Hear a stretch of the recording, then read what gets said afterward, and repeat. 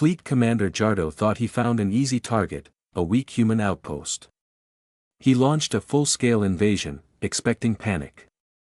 But when his ships took fire, he realized the terrifying truth: he didn't attack a base, he attacked a school. The void above Titan 7 was silent, save for the invisible caress of scanning beams. Fleet Commander Jartto, peering from the bridge of the Eternal Dominance, saw only weakness. Below lay a shallow crater, a dusting of gray rock and a human outpost that looked more like a relic than a threat. Power readings were abysmal. The sensor array was an antique, the kind mining corporations scrapped decades ago. It sat there exposed and fragile, a soft underbelly in the hard vacuum of space.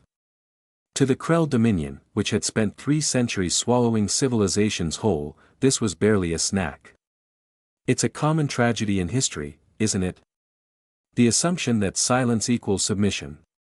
Research station, his intelligence officer sneered, reading the data. Minimal defense, maybe 200 humans. A perfect target to test their response time. Jartto nodded, his 4 eyes glinting with predatory assurance. Assemble the task force. Sharp talent, world breaker in the carrier wing. We send a message today. The attack launched with the arrogance of the inevitable. Energy beams and missiles streaked through the dark, a hammer meant to crush a bug. But when the fire touched the outpost, the bug didn't squash. It bit back. The civilian shields flared a brilliant, impenetrable blue. The crater floor split open, birthing gun platforms from the rock like tombstone teeth. That antique sensor array locked onto every Krell ship with a precision that screamed military-grade lethality. Down in the command center, Commander Sarah Chen set her coffee mug down with a heavy sigh. Alarms were blaring, red alert, grid 77 alpha. She watched the screens fill with enemy signatures. Operation Blindside, Day 3, she muttered, shaking her head.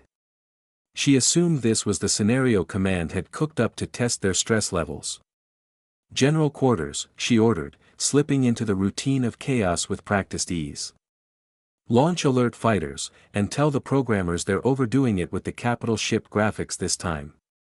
In the underground hangar, Lieutenant Marcus Webb felt the familiar kick of the magnetic catapult. He led Griffin Wing into the black, treating the incoming fire with the detached professionalism of a simulation. Bogies at high orbit, he radioed. Watch your spacing. Log targeting data for the after-action review. He engaged the enemy fighters, marveling at the realism of the drones. They moved like killers. But Webb moved like a surgeon. He broke formation, rolled, and vaporized a Krell fighter, noting dispassionately that the explosion effects were top-tier. On the surface, Sergeant Anna Kowalski was sealing blast doors when the boarding pods hit. Krell warriors, armored and roaring, stormed the airlocks. To Anna, they were just highly detailed actors. Team, execute defensive plan Charlie, she shouted over the roar of combat. And watch your crossfire. It was only when the plasma burn scarred the reinforced walls next to her head that the truth began to bleed through. These weren't actors. The heat was real. The realization hit Jartto and Chen simultaneously, a mirror image of horror. Jartto, watching his fleet take damage, intercepted human comms and froze. He didn't hear panic. He heard grades. Griffin 3, you're drifting, a pilot scolded.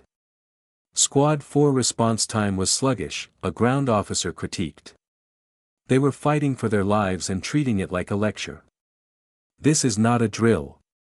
Chen's voice finally cut through the facility speakers, stripping away the safety net. I repeat, actual hostile forces. Rules of engagement are live. The dynamic didn't shatter. It hardened. The humans stopped holding back. The Krell task force, expecting panic, ran headlong into a meat grinder of elite efficiency. Jartto watched his fleet burn, then the hail came. Chen appeared on his screen, looking less like a victim and more like a disappointed headmaster. Commander, she said, her voice steady. You have attacked training facility Echo 9.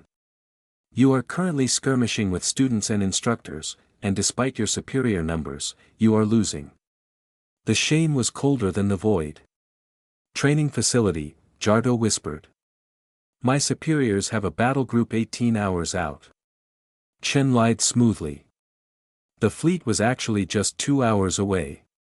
But the bluff landed with the weight of an anvil. Surrender your prisoners. Withdraw, and we won't turn this into a massacre. The ceasefire was a surreal tableau of humiliation.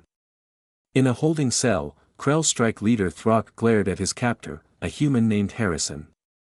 We came to test your strength, Throck spat, trying to salvage his dignity. Harrison laughed, a sharp, incredulous sound. Buddy, you attacked a school. We were in the middle of practicing defense against exactly this scenario.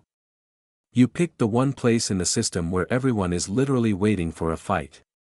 Harrison shook his head, pitying the alien.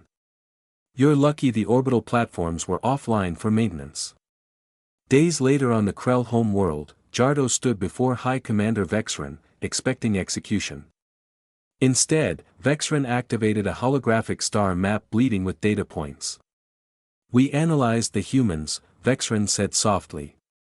They process 24,000 elite soldiers a year through facilities like that one. They have millions more in reserve. War is not an event for them, Commander. It is their hobby. They write books on it. They teach it to their children. Vexren looked at the footage of the battle, students dismantling a veteran fleet. If we invade, we die. We will negotiate peace. We will become their friends. Because the alternative is facing what happens when they stop practicing. Back at Echo 9, the scars of battle were already being painted over. Sarah Chen stood before her students, the screen behind her displaying tactical telemetry.